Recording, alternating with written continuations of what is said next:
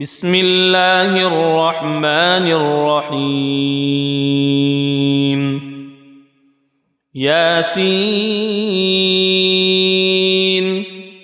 والقرآن الحكيم إنك لمن المرسلين على صراط مستقيم تنزيل العزيز الرحيم لتنذر قوما ما أنذر آباؤهم فهم غافلون لقد حق القول على أكثرهم فهم لا يؤمنون إنا جعلنا في أعناقهم أغلالا فهي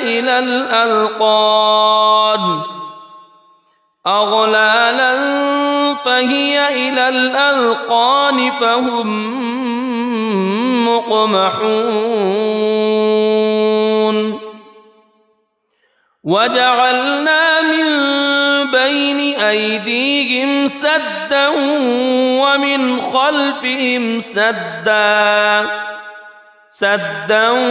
ومن خلفهم سدا فأغشيناهم فهم لا يبصرون وسواء عليهم أأنذرتهم أم لم تنذرهم لا يؤمنون إنما تنذر من اتبع الذكر وخشي الرحمن بالغيب فبشره بمغفرة وأجر كريم إنا نحن نحيي الموتى ونكتب ما قدموا وآثارهم وكل شيء أحصيناه في إمام مبين واضرب لهم مثلا أصحاب القرية إذ جاءها المرسلون إذ أرسلنا إليهم اثنين فكذبوهما فعززنا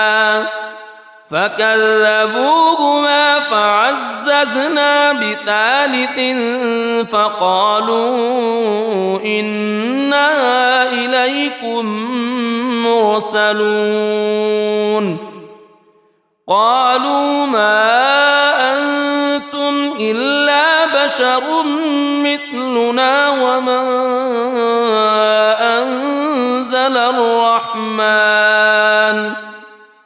وما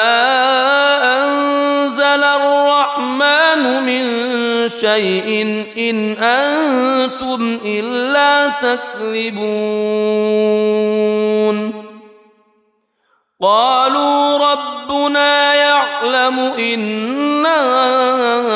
إليكم لمرسلون وما علينا إلا البلاغ المبين قالوا إنا تطيرنا بكم لئن لم تنتهوا لنرجمنكم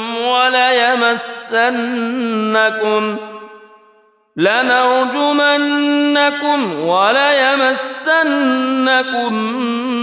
منا عذاب أليم قالوا طائركم معكم أئن ذكرتم بل أنتم قوم مسرفون وجاء من أقصى المدينة رجل يسعى قال يا قوم اتبعوا المرسلين اتبعوا من لا يسألكم أجرا وهم مهتدون وما لي لا أعبد الذي فطرني وإليه ترجعون أأتخذ من دونه آلهة إن يردني الرحمن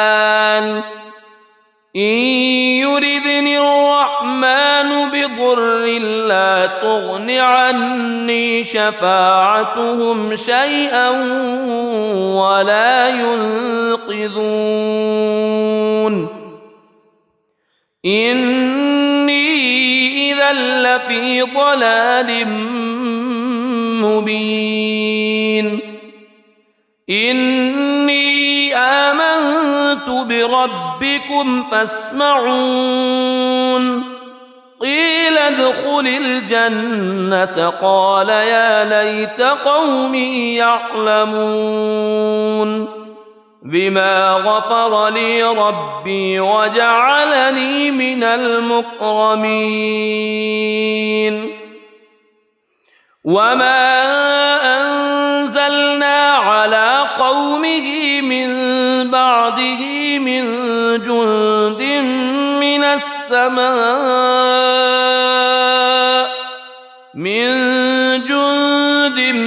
من السماء وما كنا منزلين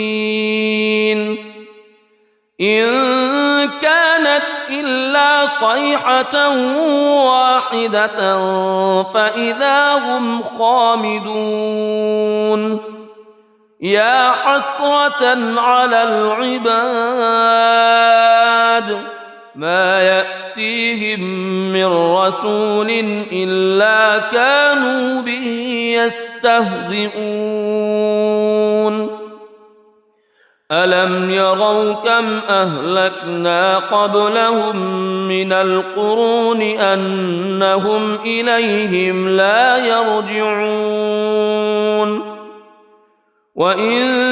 كل لما جميع لدينا محضرون وآية لهم الأرض الميتة أحييناها وأخرجنا منها حبا فمنه يأكلون وجعلنا فيها جنات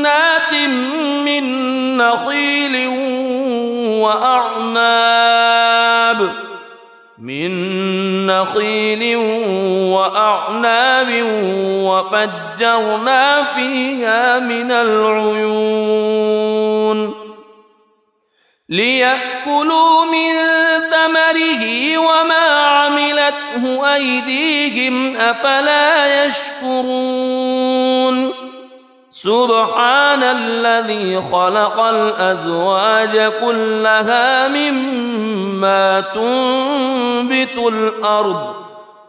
مما تنبت الأرض ومن أنفسهم ومما لا يعلمون وآية لهم الليل نسلخ منه النهار فإذا هم مظلمون والشمس تجري لمستقر لها ذلك تقدير العزيز العليم والقمر قدرناه منازل حتى عاد كالعرجون القديم لا الشمس ينبغي لها أن تدرك القمر ولا الليل سابق النهار وكل في فلك يسبحون وآية لهم أنا حملنا ذريتهم في الفلك المشحون وخلقنا لهم من مثله ما يركبون وإن نشأ نغرقهم فلا صريخ لهم ولا هم ينقذون إلا رحمة منا ومتاعا إلى حين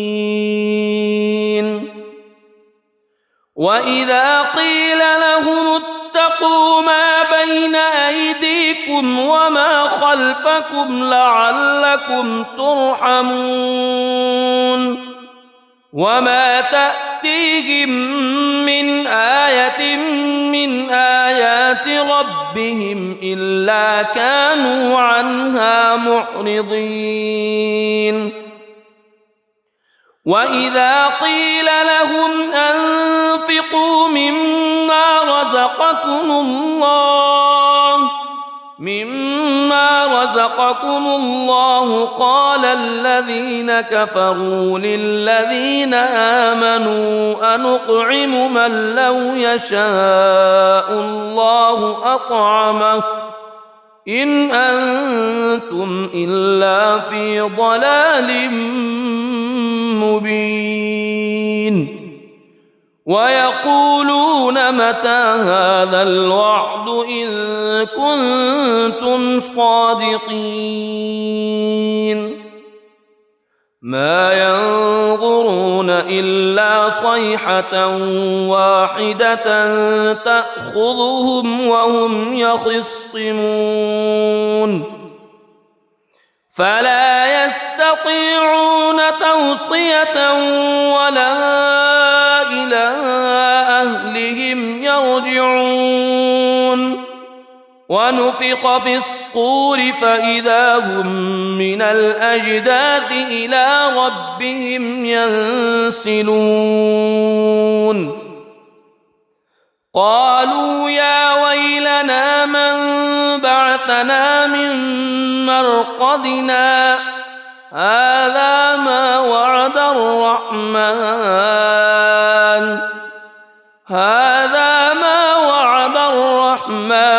وصدق المرسلون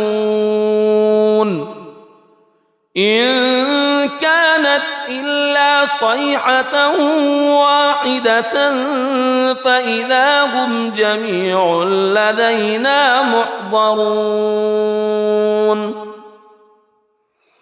فاليوم لا تظلم نفس شيئا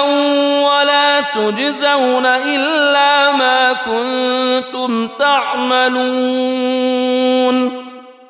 إن أصحاب الجنة اليوم في شغل فاكهون هم وأزواجهم في ظلال على الأرائك متكئون لهم فيها فاكهة ولهم ما يدعون سلام قولا من رب رحيم وامتازوا اليوم أيها المجرمون ألم أعهد إليكم يا بني ألا تعبدوا الشيطان ألم أعهد إليكم يا بني آدم ألا تعبدوا الشيطان إنه لكم عدو مبين وأن اعبدوني هذا صراط مستقيم ولقد أضل منكم جبلا كثيرا أفلم تكونوا تعقلون هذه جهنم التي كنتم توعدون اصلوها اليوم بما كنتم تكفرون اليوم نختم على أفواههم وتكلمنا أيديهم وتشهد أرجلهم بما كانوا يكسبون ولو نشاء لطمسنا على أعينهم فاستبقوا الصراط فأنى يبصرون ولو نشاء لمسخناهم على مكانتهم فما استطاعوا مضيا ولا يرجعون ومن نعمره ننكسه في الخلق أفلا يعقلون وما علمناه الشعر وما ينبغي له إن هو إلا ذكر وقرآن مبين لينذر من كان حيا ويحق القول على الكافرين أولم يروا أنا خلقنا لهم مما عملت أيدينا أنعاما فهم لها مالكون وذللناها لهم فمنها ركوبهم ومنها يأكلون ولهم فيها منافع ومشارب أفلا يشكرون واتخذوا من دون الله آلهة لعلهم ينصرون لا يستطيعون نصرهم وهم لهم جند محضرون فلا يحزنك قولهم إنا نعلم ما يسرون وما يعلنون أولم ير الإنسان أنا خلقناه من نطفة فإذا هو خصيم مبين وضرب لنا مثلا ونسي خلقه قال من يحيي العظام وهي رميم قل يحييها الذي أنشأها أول مرة وهو بكل خلق عليم الذي جعل لكم من الشجر الأخضر نارا فإذا أنتم منه توقدون أوليس الذي خلق السماوات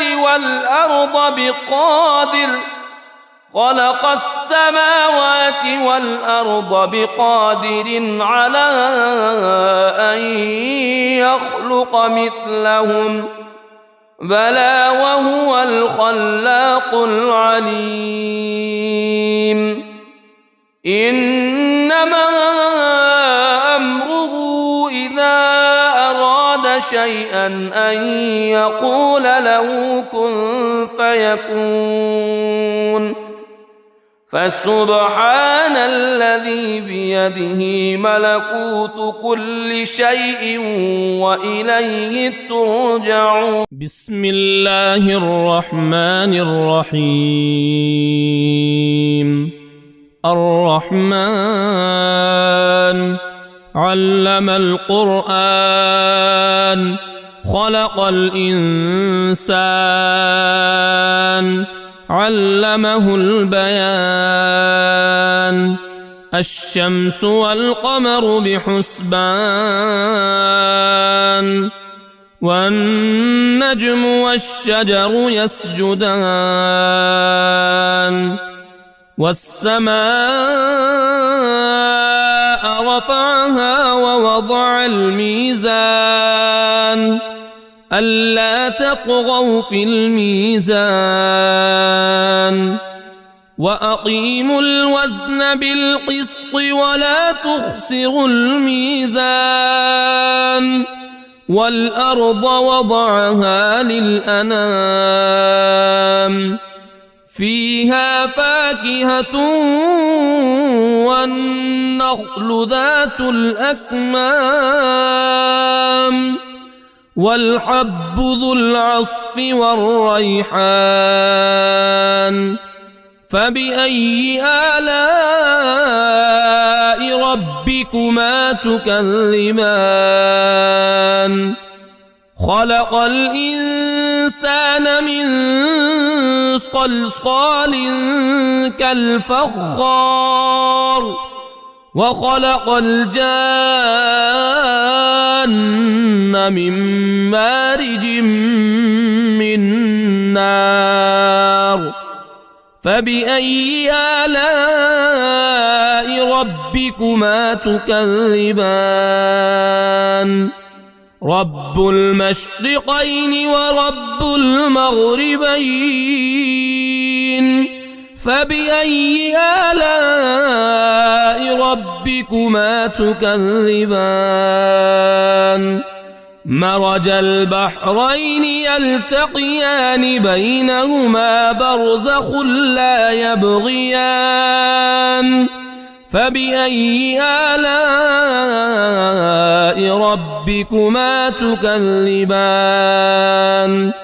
يخرج منهما اللؤلؤ والمرجان فبأي آلاء ربكما تكذبان وله الجوار المنشآت في البحر كالأعلام فبأي آلاء ربكما تكذبان كل من عليها فان ويبقى وجه ربك ذو الجلال والإكرام فبأي آلاء ربكما تكذبان يسأله من في السماوات والأرض كل يوم هو في شأن فبأي آلاء ربكما تكذبان سنفرغ لكم أيها الثقلان فبأي آلاء ربكما تكذبان يا معشر الجن والإنس إن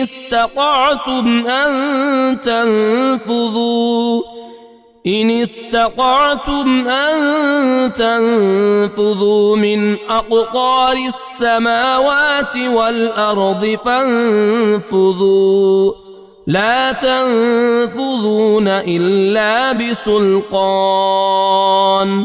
فبأي آلاء ربكما تكذبان يرسل عليكما شواظ من نار ونحاس فلا تنتصران فبأي آلاء ربكما تكذبان فإذا انشقت السماء فكانت وردة كالدهان فبأي آلاء ربكما تكذبان فيومئذ لا يسأل عن ذنبه إنس ولا جان فبأي آلاء ربكما تكذبان يعرف المجرمون بسيماهم فيؤخذ بالنواصي والأقدام فبأي آلاء ربكما تكذبان هذه جهنم التي يكذب بها المجرمون يطوفون بينها وبين حميم آن فبأي آلاء ربكما تكذبان ولمن خاف مقام ربه جنتان فبأي آلاء ربكما تكذبان ذواتا أفنان فبأي آلاء ربكما تكذبان فيهما عينان تجريان فبأي آلاء ربكما تكذبان فيهما من كل فاكهة زوجان فبأي آلاء ربكما تكذبان متكئين على فرش بطائنها من استبرق وجنى الجنتين دان فبأي آلاء ربكما تكذبان فيهن قاصرات الطرف لم يطمثهن إنس قبلهم ولا جان فبأي آلاء ربكما تكذبان كأنهن الياقوت والمرجان فبأي آلاء ربكما تكذبان هل جزاء الإحسان إلا الإحسان فبأي آلاء ربكما تكذبان ومن دونهما جنتان فبأي آلاء ربكما تكذبان مدهامتان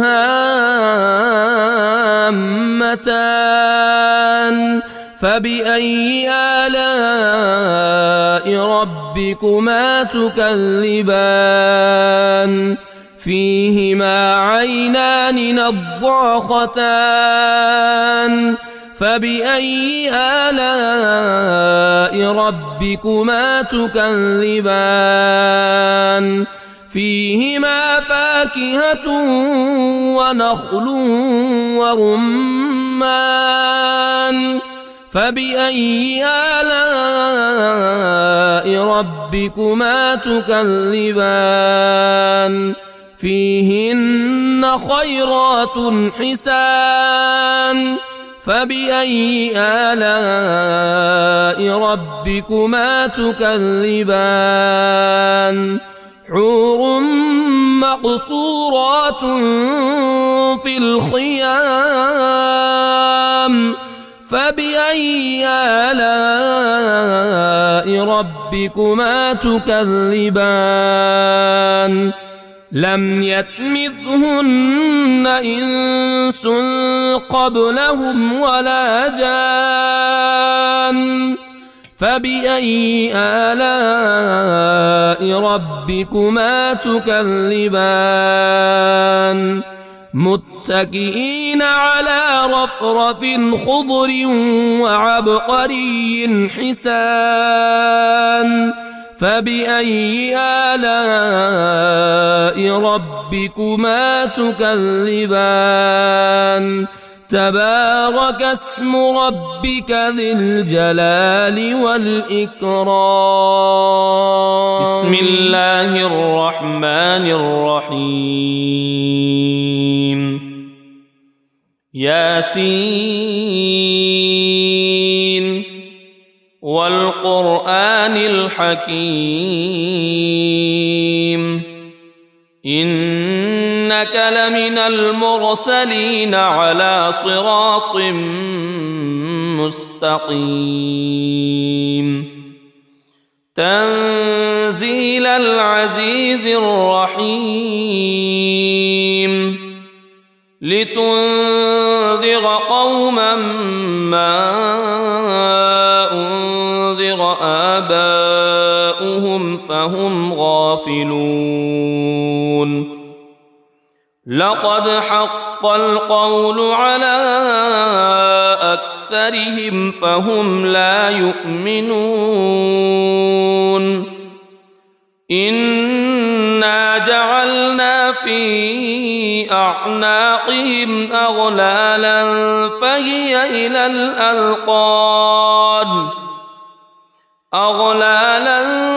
فهي إلى الأذقان فهم مقمحون وجعلنا من بين أيديهم سدا ومن خلفهم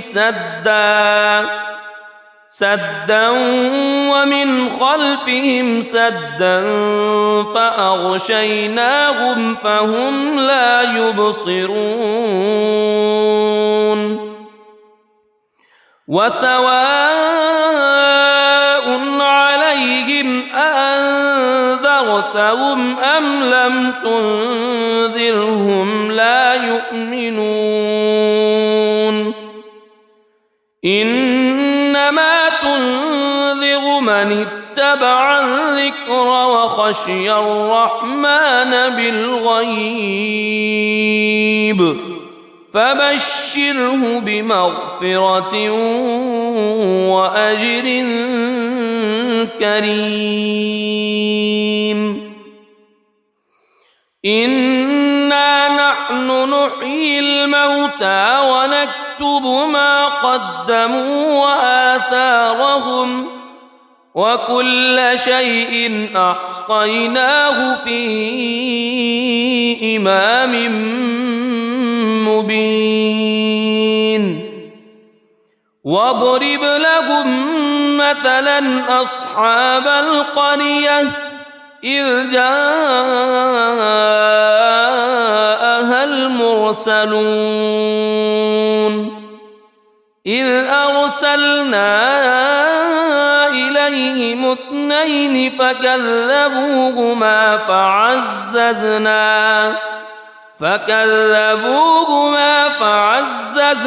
بثالث فقالوا إنا إليكم مرسلون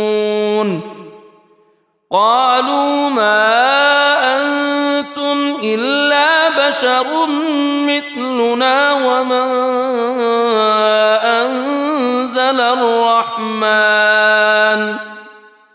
وما أنزل الرحمن من شيء إن أنتم إلا تكذبون قالوا ربنا يعلم إنا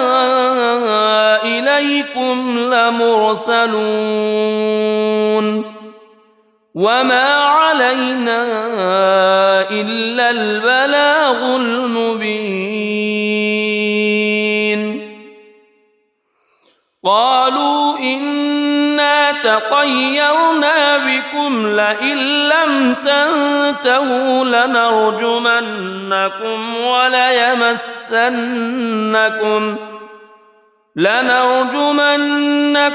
وليمسنكم منا عذاب أليم قالوا طائركم معكم أئن ذكرتم بل أنتم قوم مسرفون وجاء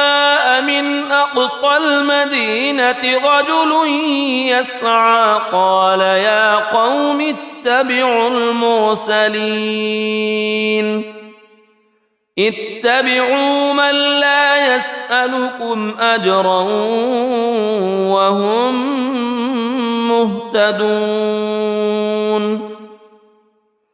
وما لي لا أعبد الذي فطرني وإليه ترجعون أأتخذ من دونه آلهة إن يردني الرحمن بضر لا تغن عني شفاعتهم شيئا ولا ينقذون إني إذا لفي ضلال مبين إني آمنت بربكم فاسمعون قيل ادخل الجنة قال يا ليت قومي يعلمون بما غفر لي ربي وجعلني من المكرمين وما أنزلنا على قومه من بعده من جند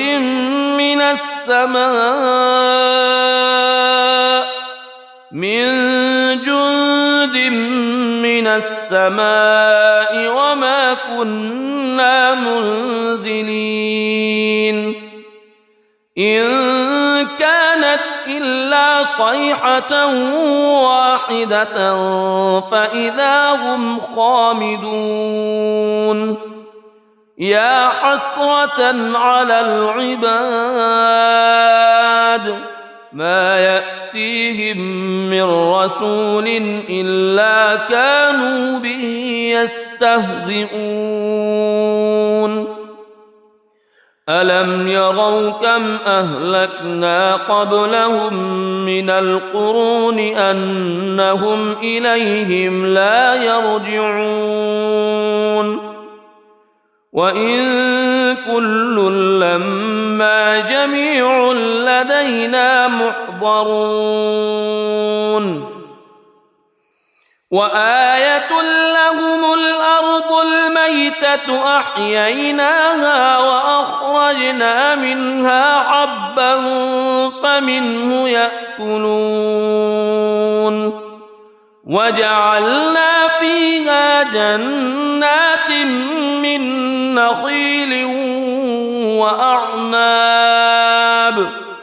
من نخيل وأعناب وفجرنا فيها من العيون ليأكلوا من ثمره وما عملته أيديهم أفلا يشكرون سبحان الذي خلق الأزواج كلها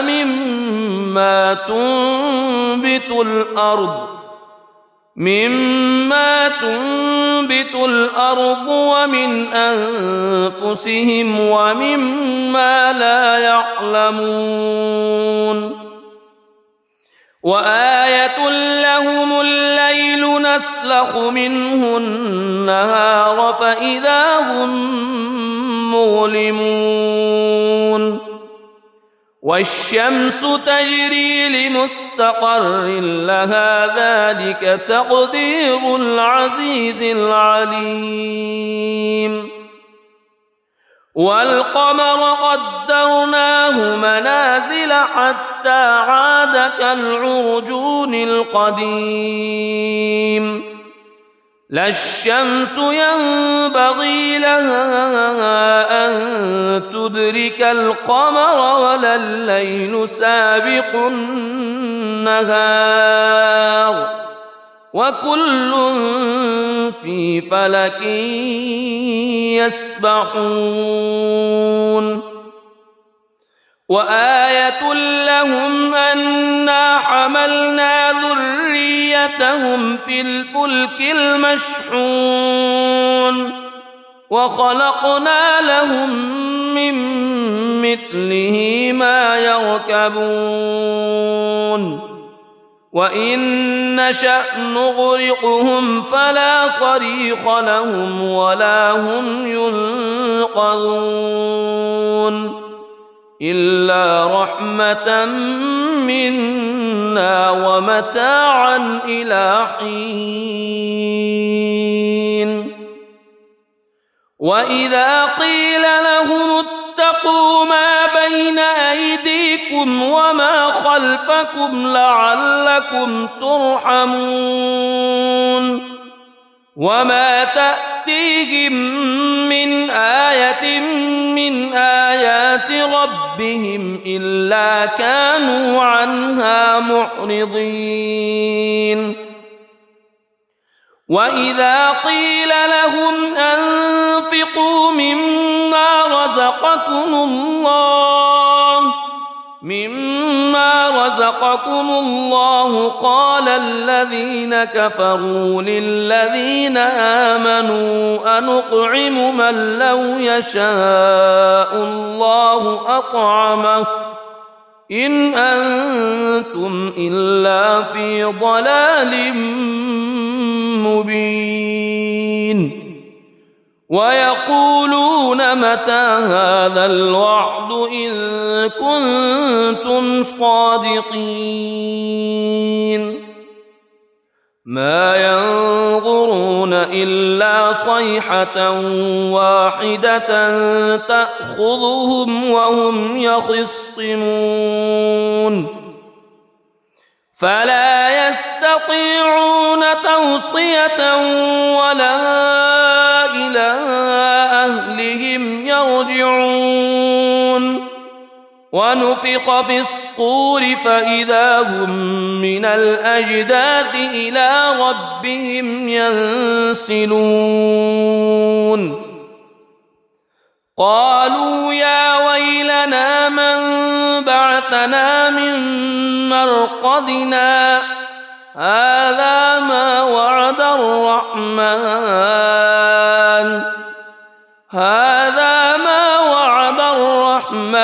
وصدق المرسلون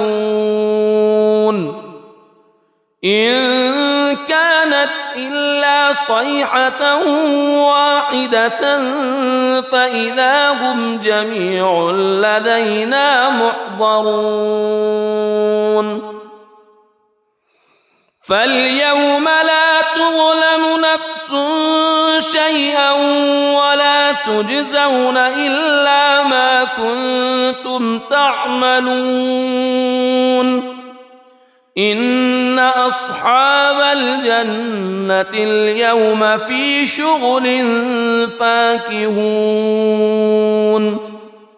هم وأزواجهم في ظلال على الأرائك متكئون لهم فيها فاكهة ولهم ما يدعون سلام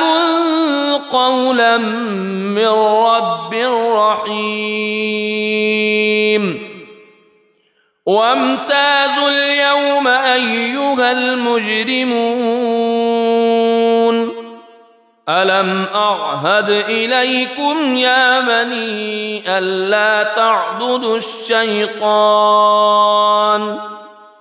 ألم أعهد إليكم يا بني آدم ألا تعبدوا الشيطان إنه لكم عدو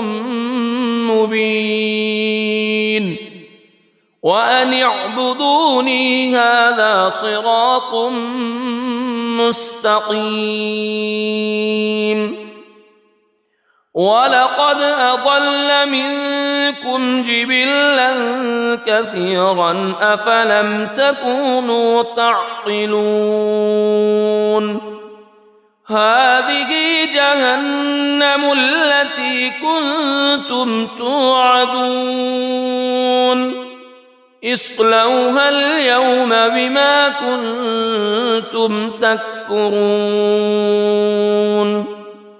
اليوم نختم على أفواههم وتكلمنا أيديهم وتشهد أرجلهم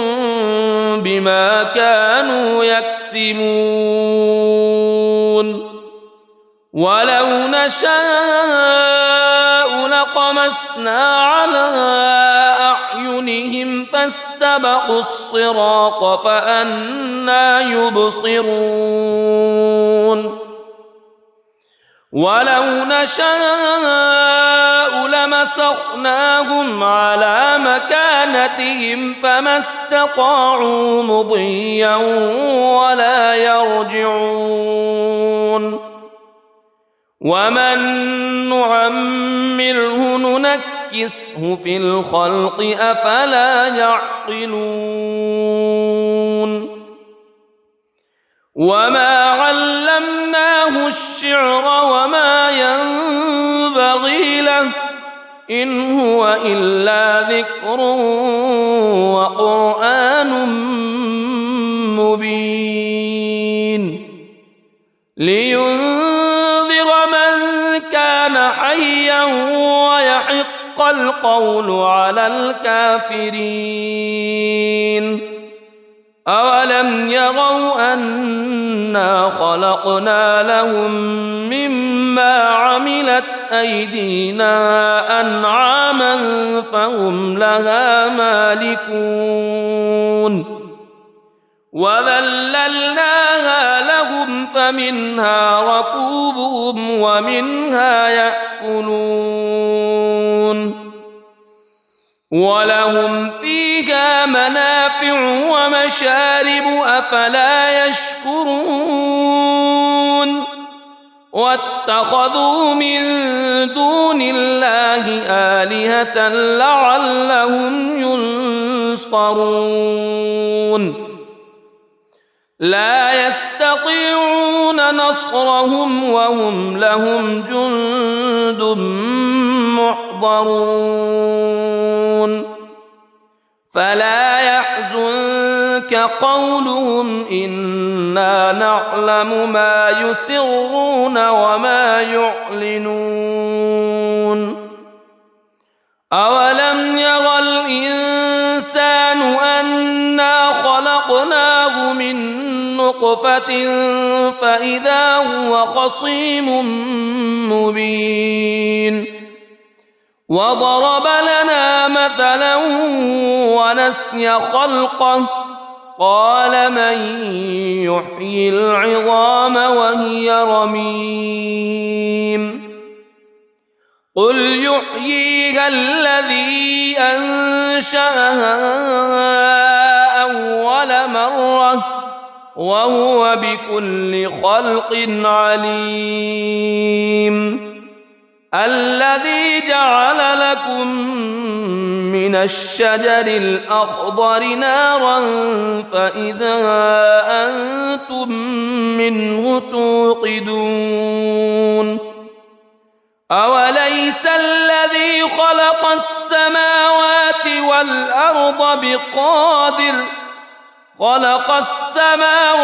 والأرض بقادر على أن يخلق مثلهم بلى وهو الخلاق العليم إنما أمره إذا أراد شيئا أن يقول له كن فيكون فسبحان الذي بيده ملكوت كل شيء وإليه ترجع. بسم الله الرحمن الرحيم. الرحمن علم القرآن خلق الإنسان علمه البيان. الشمس والقمر بحسبان والنجم والشجر يسجدان. والسماء رفعها ووضع الميزان ألا تطغوا في الميزان وأقيموا الوزن بالقسط ولا تخسروا الميزان. والأرض وضعها للأنام فيها فاكهة والنخل ذات الأكمام والحب ذو العصف والريحان. فبأي آلاء ربكما تكذبان؟ خلق الإنسان من صلصال كالفخار وخلق الجان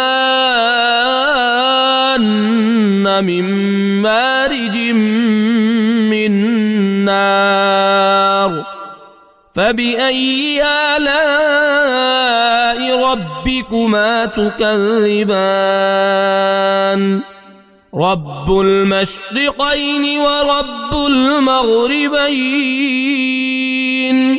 فبأي آلاء ربكما تكذبان؟ مرج البحرين يلتقيان بينهما برزخ لا يبغيان. فبأي آلاء ربكما تكذبان؟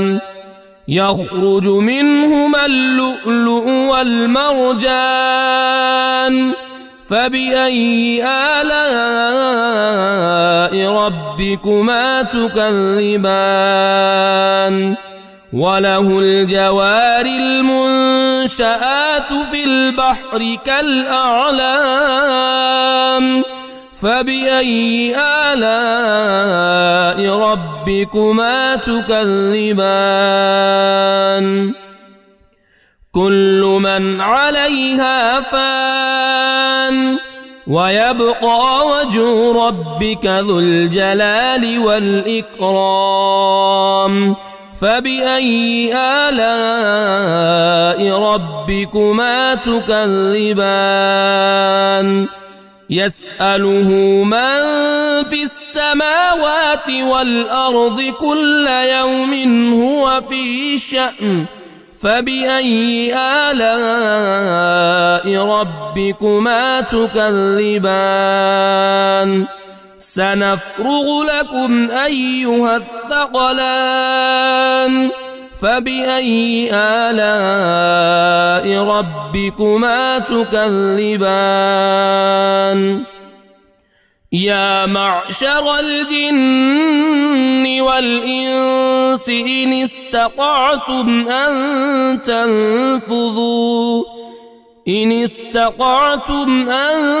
تنفذوا من أقطار السماوات والأرض فانفذوا لا تنفذون إلا بسلطان. فبأي آلاء ربكما تكذبان؟ يرسل عليكما شواظ من نار ونحاس فلا تنتصران. فبأي آلاء ربكما تكذبان فإذا انشقت السماء فكانت وردة كالدهان فبأي آلاء ربكما تكذبان فيومئذ لا يسأل عن ذنبه إنس ولا جان فبأي آلاء ربكما تكذبان يعرف المجرمون بسيماهم فيؤخذ بالنواصي والأقدام فبأي آلاء ربكما تكذبان هذه جهنم التي يكذب بها المجرمون يطوفون بينها وبين حميم آن فبأي آلاء ربكما تكذبان ولمن خاف مقام ربه جنتان فبأي آلاء ربكما تكذبان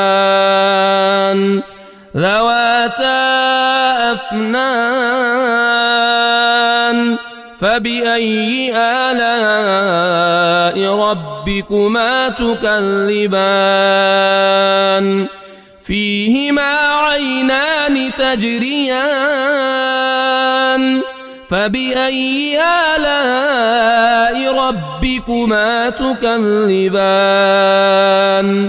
فيهما من كل فاكهة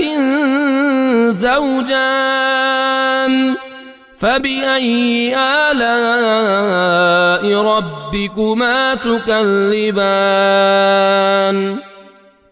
متكئين على فرش بطائنها من استبرق وجنى الجنتين دان فبأي آلاء ربكما تكذبان فيهن قاصرات الطرف لم يطمثهن إنس قبلهم ولا جان فبأي آلاء ربكما تكذبان كأنهن الياقوت والمرجان فبأي آلاء ربكما تكذبان هل جزاء الإحسان إلا الإحسان فبأي آلاء ربكما تكذبان ومن دونهما جنتان فبأي آلاء ربكما تكذبان مدهامتان فبأي آلاء ربكما تكذبان فيهما عينان نضاختان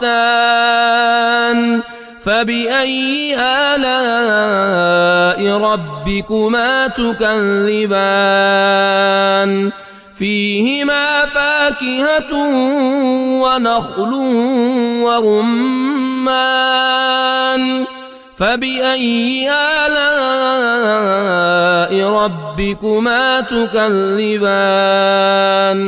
فيهن خيرات حسان فبأي آلاء ربكما تكذبان حور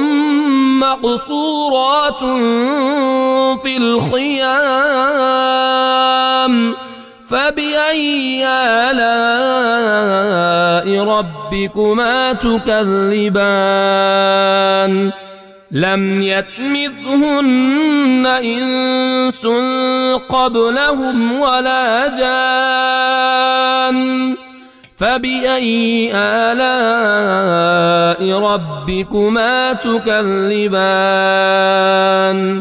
متكئين على رفرف خضر وعبقري حسان فبأي آلاء ربكما تكذبان تبارك اسم ربك ذي الجلال والإكرام بسم الله الرحمن الرحيم ياسين والقرآن الحكيم إنك لمن المرسلين على صراط مستقيم تنزيل العزيز الرحيم لتنذر قوما ما أنذر آباؤهم فهم غافلون لقد حق القول على أكثرهم فهم لا يؤمنون إنا جعلنا في أعناقهم أغلالا فهي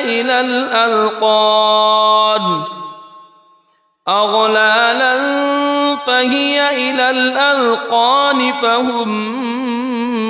مقمحون وجعلنا من بين أيديهم سدا ومن خلفهم سدا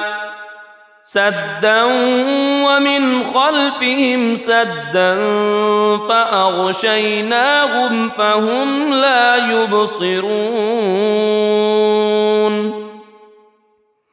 وسواء عليهم أأنذرتهم أم لم تنذرهم لا يؤمنون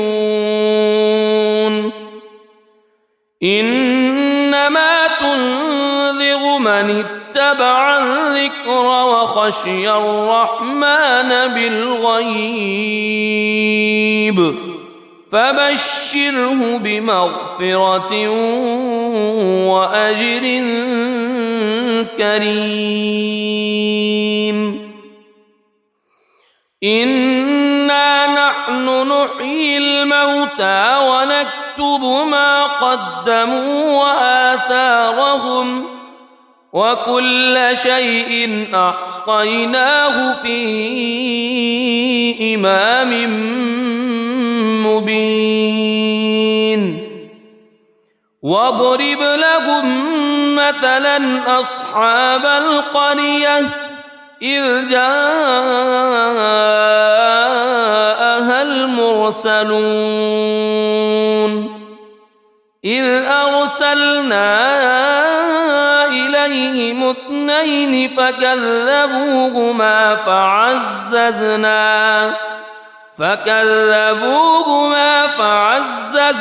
بثالث فقالوا إنا إليكم مرسلون قالوا ما أنتم إلا بشر مثلنا وما أنزل الرحمن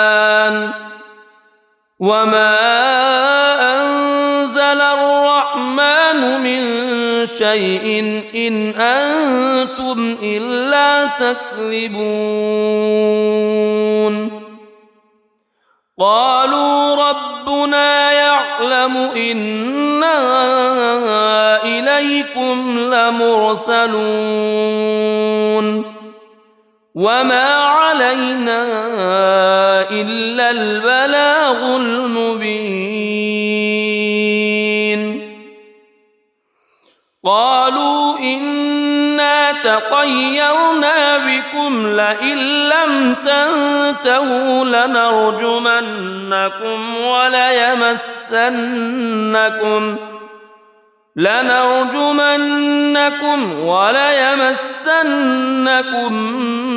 منا عذاب أليم قالوا طائركم معكم أئن ذكرتم بل أنتم قوم مسرفون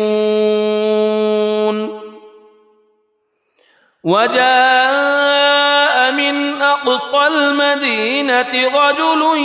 يسعى قال يا قوم اتبعوا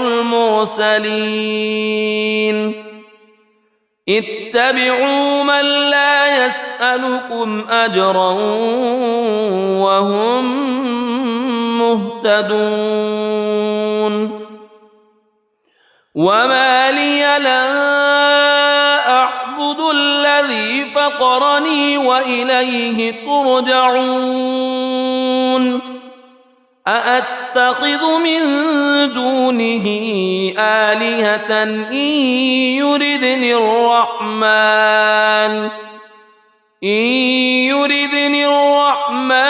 بضر لا تغن عني شفاعتهم شيئا ولا ينقذون إني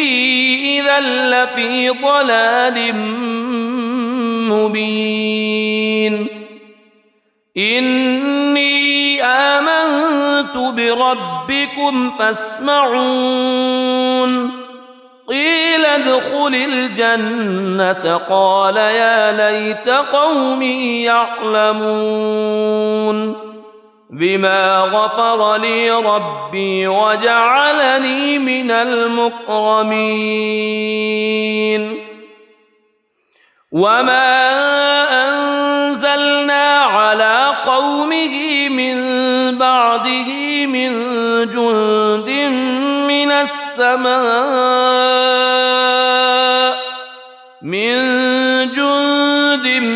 من السماء وما كنا منزلين إن كانت إلا صيحة واحدة فإذا هم خامدون يا حسرة على العباد ما يأتيهم من رسول إلا كانوا به يستهزئون ألم يروا كم أهلكنا قبلهم من القرون أنهم إليهم لا يرجعون وإن كل لما جميع لدينا محضرون وآية لهم الأرض الميتة أحييناها وأخرجنا منها حبا فمنه يأكلون وجعلنا فيها جنات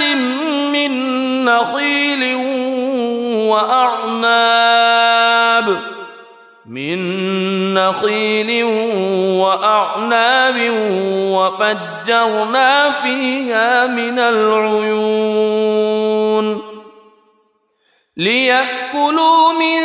ثمره وما عملته أيديهم أفلا يشكرون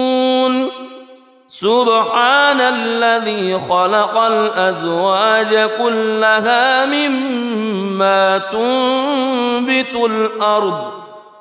مما تنبت الأرض ومن أنفسهم ومما لا يعلمون وآية لهم الليل نسلخ منه النهار فإذا هم مظلمون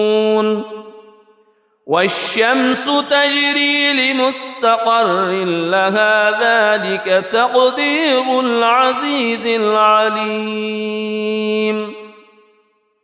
والقمر قدرناه منازل حتى عاد كالعرجون القديم لا الشمس ينبغي لها أن تدرك القمر ولا الليل سابق النهار وكل في فلك يسبحون وآية لهم أنا حملنا ذريتهم في الفلك المشحون وخلقنا لهم من مثله ما يركبون وإن نشأ نغرقهم فلا صريخ لهم ولا هم ينقذون إلا رحمة منا ومتاعا إلى حين وإذا قيل لهم اتقوا ما بين أيديكم وما خلفكم لعلكم ترحمون وما تأتيهم من آية من آيات ربهم إلا كانوا عنها معرضين وإذا قيل لهم أنفقوا مما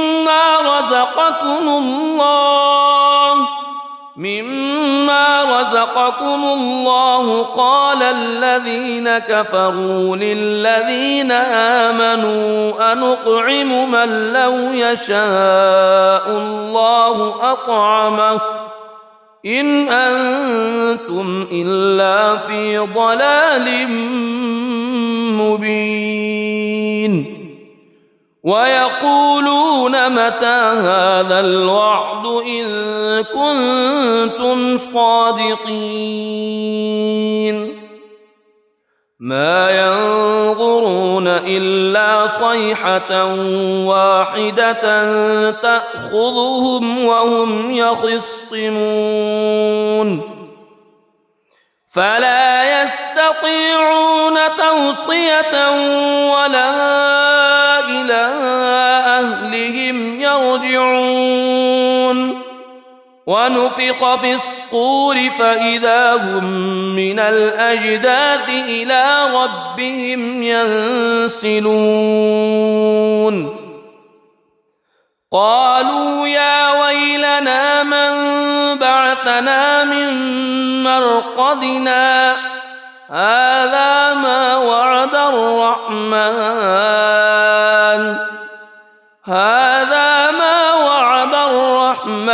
وصدق المرسلون إن كانت إلا صيحة واحدة فإذا هم جميع لدينا محضرون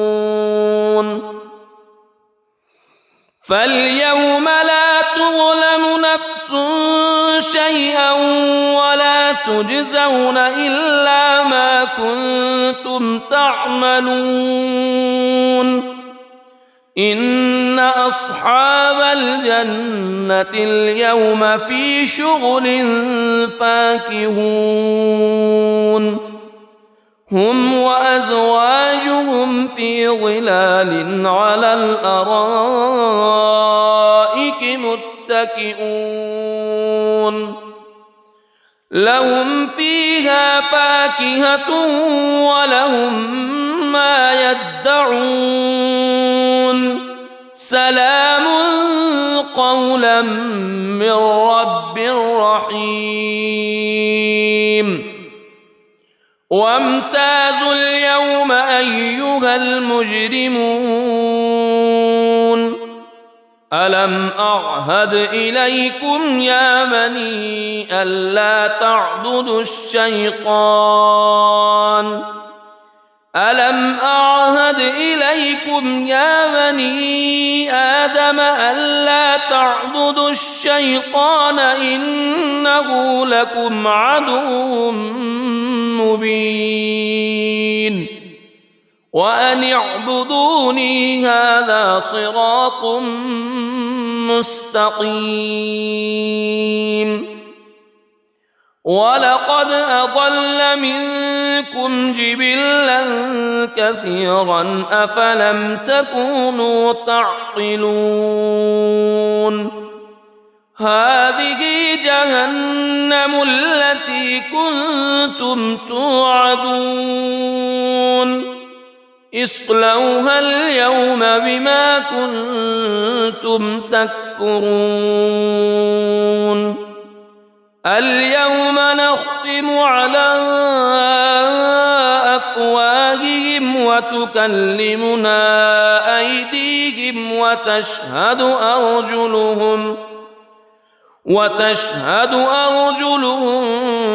بما كانوا يكسبون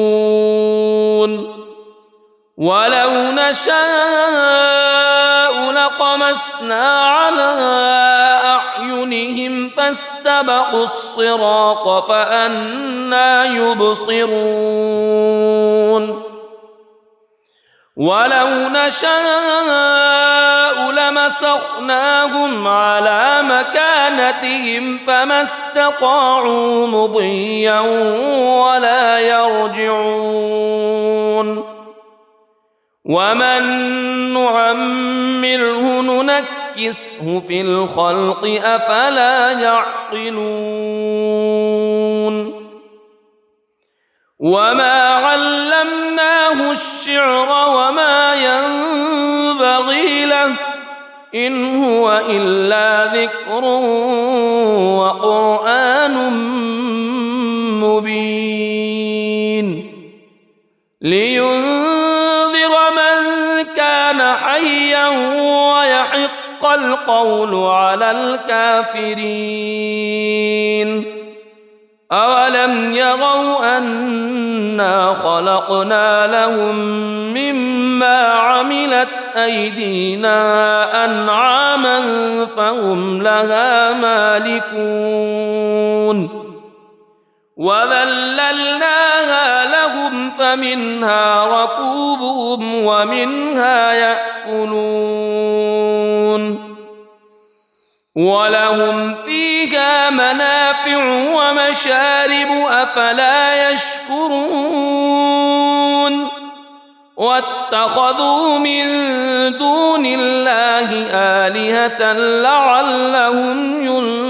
ينصرون لا يستطيعون نصرهم وهم لهم جند محضرون فلا يحزنك قولهم إنا نعلم ما يسرون وما يعلنون أولم ير الإنسان أنا خلقناه من نطفة فإذا هو خصيم مبين وضرب لنا مثلا ونسي خلقه قال من يحيي العظام وهي رميم قل يحييها الذي أنشأها أول مرة وهو بكل خلق عليم الذي جعل لكم من الشجر الأخضر نارا فإذا أنتم منه توقدون أوليس الذي خلق السماوات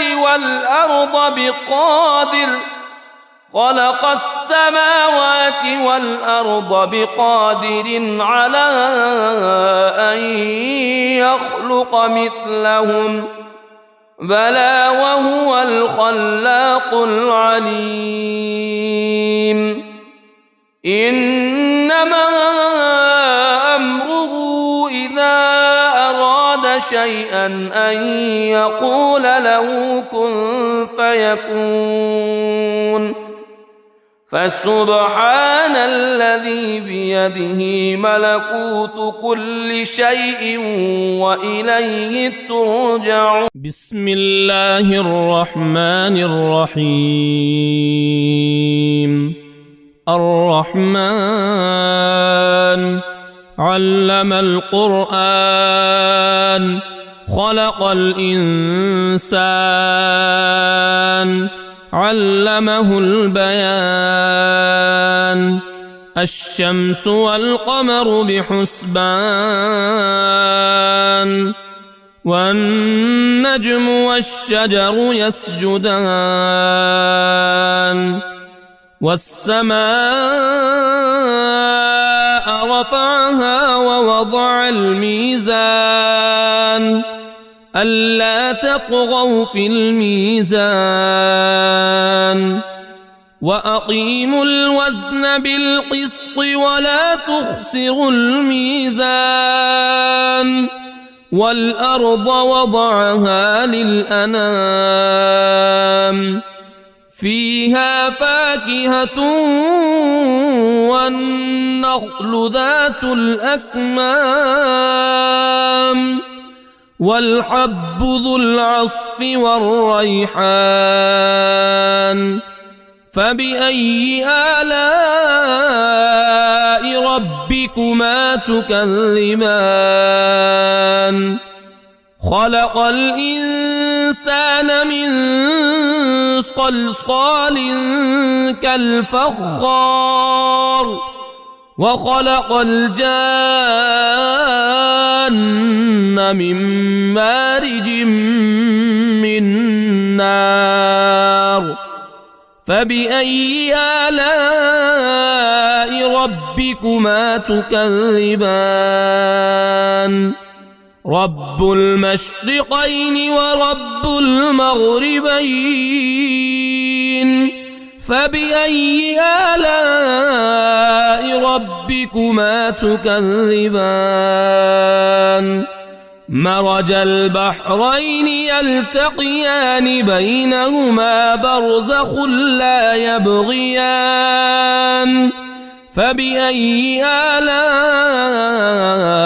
ربكما تكذبان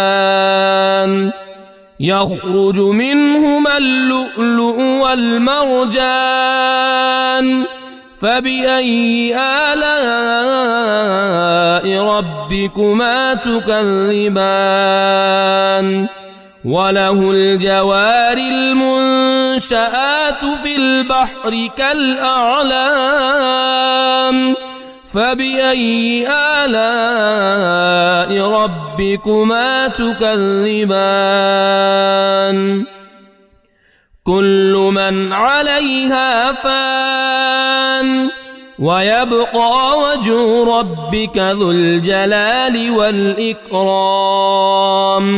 فبأي آلاء ربكما تكذبان يسأله من في السماوات والأرض كل يوم هو في شأن فبأي آلاء ربكما تكذبان سنفرغ لكم أيها الثقلان فبأي آلاء ربكما تكذبان يا معشر الجن والإنس إن استطعتم أن إن استطعتم أن تنفذوا من أقطار السماوات والأرض فانفذوا لا تنفذون إلا بسلطان فبأي آلاء ربكما تكذبان يرسل عليكما شواظ من نار ونحاس فلا تنتصران فبأي آلاء ربكما تكذبان فإذا انشقت السماء فكانت وردة كالدهان فبأي آلاء ربكما تكذبان فيومئذ لا يسأل عن ذنبه إنس ولا جان فبأي آلاء ربكما تكذبان يعرف المجرمون بسيماهم فيؤخذ بالنواصي والأقدام فبأي آلاء ربكما تكذبان هذه جهنم التي يكذب بها المجرمون يطوفون بينها وبين حميم آن فبأي آلاء ربكما تكذبان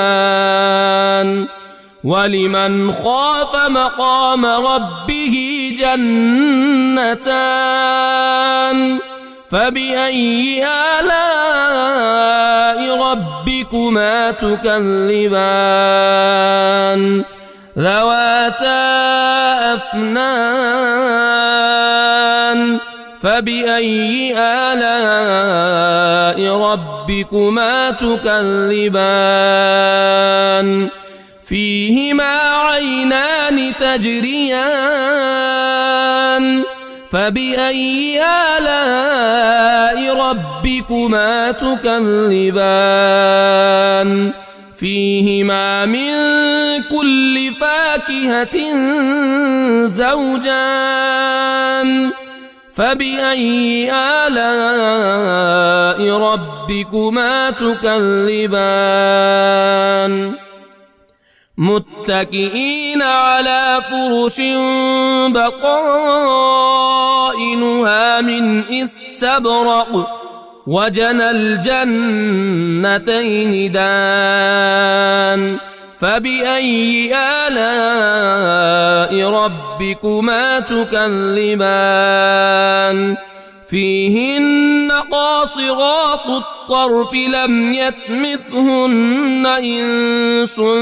قبلهم ولا جان فبأي آلاء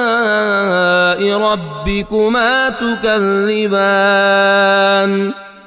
كأنهن الياقوت والمرجان فبأي آلاء ربكما تكذبان هل جزاء الإحسان إلا الإحسان فبأي آلاء ربكما تكذبان ومن دونهما جنتان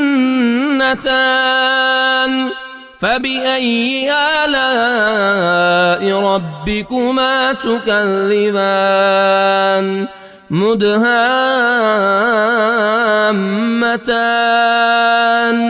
فبأي آلاء ربكما تكذبان فيهما عينان نضاختان فبأي آلاء ربكما تكذبان فيهما فاكهة ونخل ورمان فبأي آلاء ربكما تكذبان فيهن خيرات حسان فبأي آلاء ربكما تكذبان حور مقصورات في الخيام فبأي آلاء ربكما تكذبان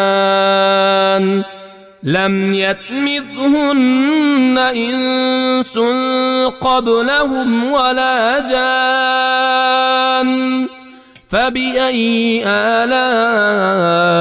ربكما تكذبان متكئين على رفرف خضر وعبقري حسان